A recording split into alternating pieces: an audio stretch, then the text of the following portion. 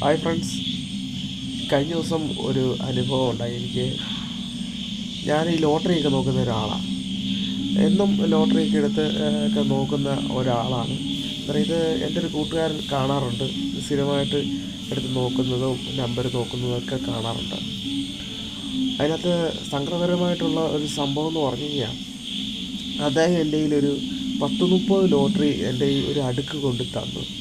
എന്നിട്ട് എന്നോട് പറയടാ, ഇത് ഞാനെടുത്തതാണ്, ഒന്ന് നോക്കി തരാമോ എന്നൊക്കെ എന്നോട് ചോദിച്ചു.